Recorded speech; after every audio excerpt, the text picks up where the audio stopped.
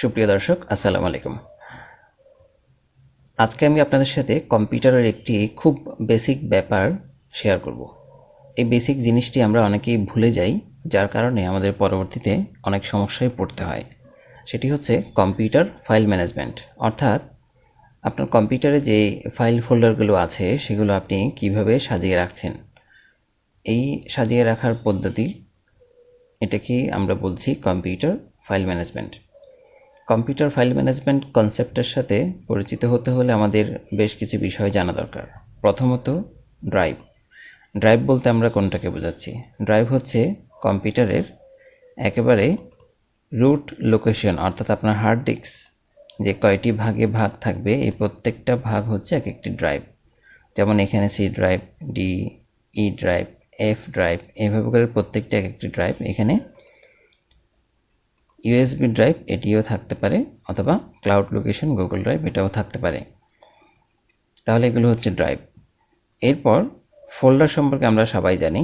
Folder হচ্ছে আমরা যখন এই ড্রাইভের ভেতরে কোনো একটি ফোল্ডার তৈরি করছি, এই যে নিউ থেকে ফোল্ডার, নিউ ফোল্ডার, অথবা এখানেও ফোল্ডারের আইকন আছে।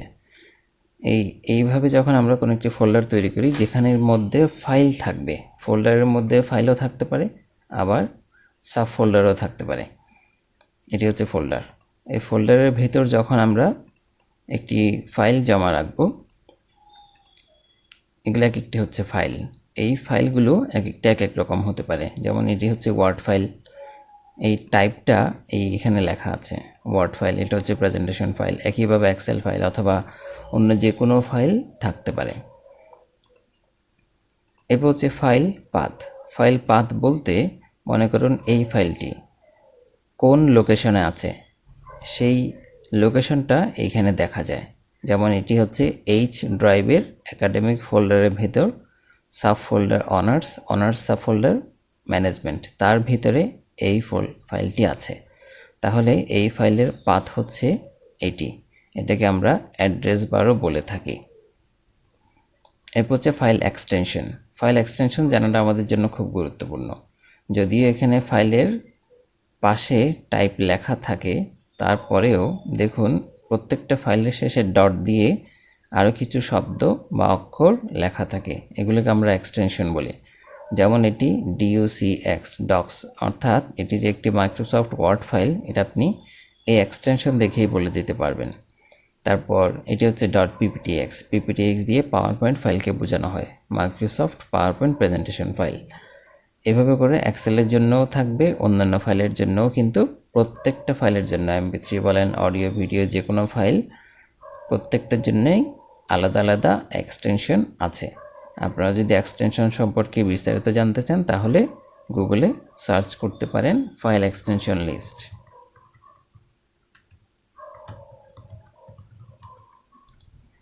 এভাবে সার্চ করলে দেখবেন এখানে অনেকগুলো এক্সটেনশন দেখতে পাবেন। প্রত্যেকটা এক্সটেনশন দিয়ে কোন ফাইল টাইপকে বোঝাচ্ছে সেটা সহজে আপনি বুঝতে পারবেন।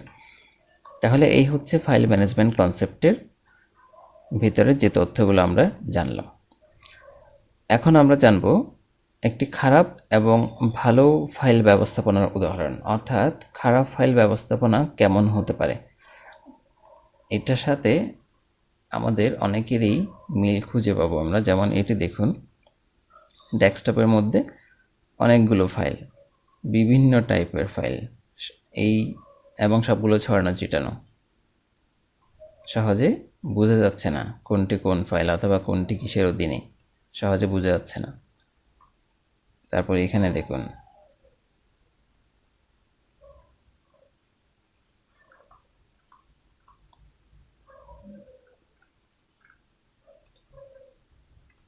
আমি যদি এটা ওপেন করি, লক্ষ্য করবেন শত শত ফাইল এখানে ডেস্কটপে রাখা হয়েছে এবং ভ্যারাইটিস টাইপের ফাইল এখানে রাখা হয়েছে।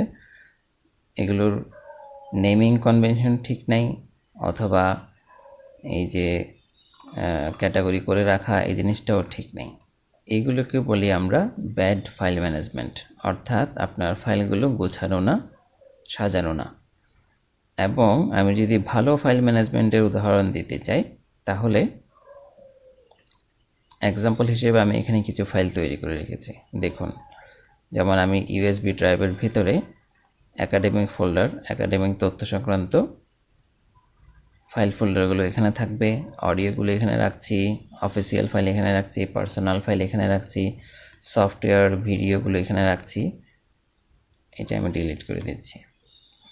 তাহলে এই নাম থেকে কিন্তু আমরা সহজে বুঝতে পারছি এখানে কোথায় কোন ধরনের ফাইল অথবা ফোল্ডার আছে।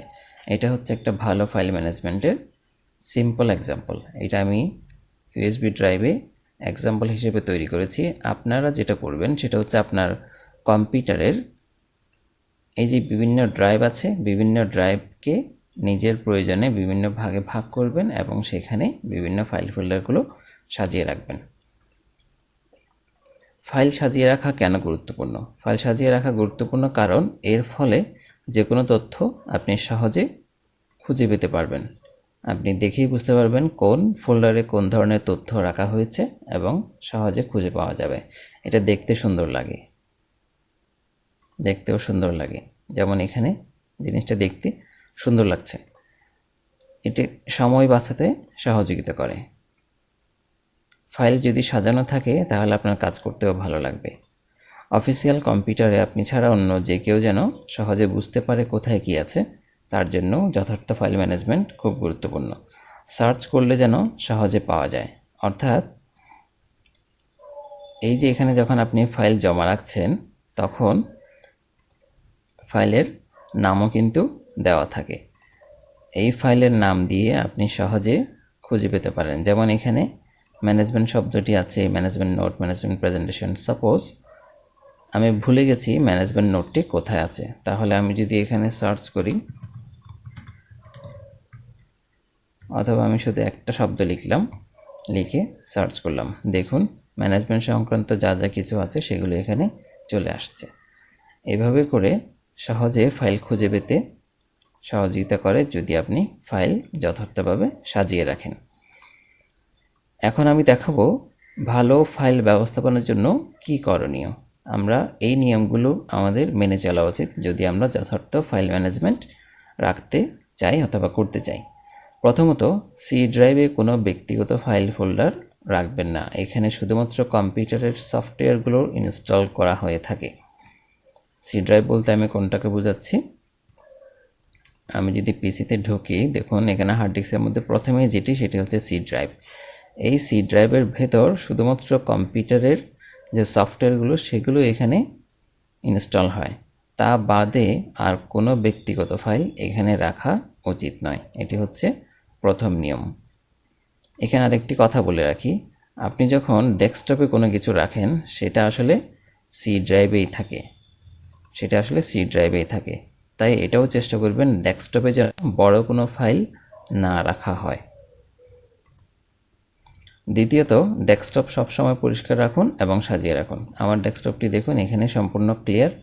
এখানে শুধুমাত্র প্রয়োজনীয় যে বিষয়গুলো আমাদের সবসময় প্রয়োজন হয় সেগুলো আছে। এখানে ইউজার ফাইল আছে, পিসি, রিসাইকেল বিন, কন্ট্রোল প্যানেল মাঝে মধ্যে প্রয়োজন হয়, সবসময় প্রয়োজন না হলে বাদ করে দিতে পারেন।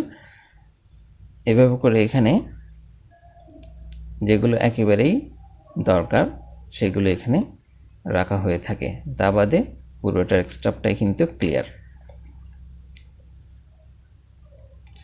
তার পাশাপাশি একটা কথা বলে রাখি, সেটা হচ্ছে আমাদের অনেক সময় দেখা যায় বিভিন্ন শর্টকাট রাখতে হয় ডেস্কটপে, আমরা বিভিন্ন শর্টকাট ডেস্কটপে রাখি। সেই ক্ষেত্রে আপনি যেটা করতে পারেন, প্রয়োজনীয় শর্টকাটগুলো একটা ফোল্ডারে রাখবেন, অর্থাৎ ডেস্কটপে না রেখে এখানে লক্ষ্য করুন আমি অল শর্টকাট নামে একটা ফোল্ডার করেছি।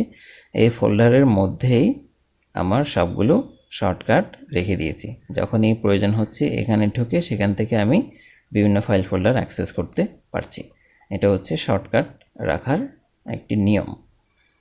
প্রত্যেক ফাইল ফোল্ডারের যথাযথ নাম দিন যেন দেখে বোঝা যায় এর মধ্যে কি থাকতে পারে। অর্থাৎ আপনি যেই ফাইল অথবা ফোল্ডারই খুলুন না কেন, আপনার সেক্ষেত্রে প্রত্যেকটা ফাইল এবং ফোল্ডারের একটা যথার্থ নাম দেওয়া প্রয়োজন। নাম দেওয়ার সময় লক্ষ্য রাখুন সবসময় যেন একই পদ্ধতি ব্যবহার করা হয়। যেমন আপনি যদি ফাইলের নাম সবসময় প্রথম অক্ষরটা বড় হাতে দিয়ে থাকেন তাহলে সবসময় একই কাজ করুন। এখানে খেয়াল করুন, আমি প্রত্যেক শব্দের প্রথম অক্ষরটা বড় হাতের দিয়েছি এবং এই নামগুলো অর্থবোধক, অর্থাৎ এই নামগুলো দেখে বোঝা যাচ্ছে কোথায় কী ধরনের ফাইল থাকতে পারে। এরপর ভিন্ন ভিন্ন ধরনের ফাইল ফোল্ডার আলাদা করে রাখুন, যেমন software file, audio, video, office file, ব্যক্তিগত একাডেমিক ফাইল আলাদা করে রাখার ব্যাপারটা এখানে দেখানো হচ্ছে।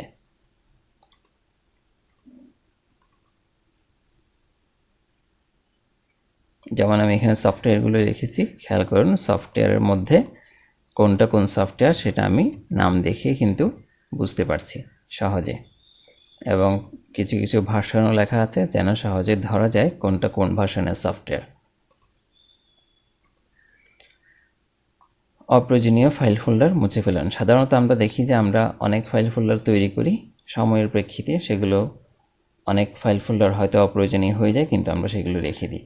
যখন আপনি অপ্রয়োজনীয় ফাইল ফোল্ডার রেখে দিবেন, সেটা একে তো আপনার কম্পিউটারে জায়গা নষ্ট করছে, দ্বিতীয়ত আপনার গুরুত্বপূর্ণ ফাইল ফোল্ডার খুঁজে পেতে সেটা আপনার জন্য সমস্যা তৈরি করতে পারে। তাই অপ্রয়োজনীয় ফাইল ফোল্ডার সবসময় মুছে ফেলবেন। যদি নোট রাখতে হয়, সাধারণত আমরা বিভিন্ন বিষয়ে নোট করি, নোট রাখার জন্য আমরা MS ওয়ার্ড ফাইল ব্যবহার করতে পারি অথবা অন্য কোনো একটা ফাইল ব্যবহার করতে পারি। এই ক্ষেত্রে বেটার হয় নোট রাখার জন্য আপনি হয় গুগল কিপ অথবা notion.so, এই ওয়েবসাইটটা আমি এখানে খুলে রেখেছি, notion.so। এই ওয়েবসাইটের মাধ্যমে কিন্তু আপনি আপনার বিভিন্ন নোট সাজিয়ে রাখতে পারেন খুব সহজে। ক্যাটাগরি করে করে কিন্তু বিভিন্ন নোট সাজিয়ে রাখা যেতে পারে এবং এখানে খুব সুন্দরভাবে সেগুলো অর্গানাইজ থাকে। এই ফাইলের লিঙ্কটি আমি ডেসক্রিপশনেও দিয়ে দিব, আপনারা সেখান থেকে সেটি অ্যাক্সেস করতে পারবেন। এই ওয়েবসাইটের লিঙ্কটি আমি দিয়ে দিব। প্রয়োজনে অনলাইন ক্লাউড সার্ভিস ব্যবহার করতে পারেন। অনলাইন ক্লাউড সার্ভিস হচ্ছে Google drive, one drive, Dropbox ইত্যাদি। আপনার যদি কম্পিউটারের বাহিরে কোনো তথ্য অনলাইনে জমা রাখার প্রয়োজন হয়, যেন সেই তথ্য আপনি যে কোনো জায়গা থেকে অ্যাক্সেস করতে পারেন, সেক্ষেত্রে এই সফটওয়্যারগুলো ব্যবহার করতে পারেন। প্রয়োজনে ফাইল ম্যানেজমেন্ট সফটওয়্যার ব্যবহার করতে পারেন। গুগলে সার্চ করে দেখুন কোনটি ভালো লাগে। অনেক ধরনের ফাইল ম্যানেজমেন্ট সফটওয়্যার আছে। আপনার যদি মনে হয় কম্পিউটারের নিজস্ব ফাইল ম্যানেজমেন্টের পাশাপাশি আপনার কিছু আরও ফাংশন দরকার এক্সট্রা, সেক্ষেত্রে ফাইল ম্যানেজমেন্ট সফটওয়্যার ব্যবহার করতে পারেন। আমি সাধারণত খুব একটা প্রয়োজন হয় না বলে ব্যবহার করি না। আপনি চাইলে গুগলে সার্চ করে কোনটি ভালো লাগে, অনেক ধরনের সফটওয়্যার আছে, সেটা আপনি নিয়ে ব্যবহার করতে পারেন। তাহলে এই হচ্ছে আজকে আমাদের ফাইল ম্যানেজমেন্ট সম্পর্কিত কথাবার্তা। আশা করি আপনি আপনার কম্পিউটার আজকে থেকেই গোছগাছ করে ফেলবেন, যাদের গোছানো নেই, এবং যাদের আছে তাদেরকে তো অগ্রিম ধন্যবাদ। এবং আজকের এই ভিডিওটি দেখার জন্য আমি আন্তরিকভাবে কৃতজ্ঞতা জানাচ্ছি। যদি ভালো লেগে থাকে এই ভিডিওটি একটু লাইক করবেন, সবার সাথে শেয়ার করবেন এবং চ্যানেলটিতে সাবস্ক্রাইব করবেন। ধন্যবাদ সবাইকে। আল্লাহ হাফেজ।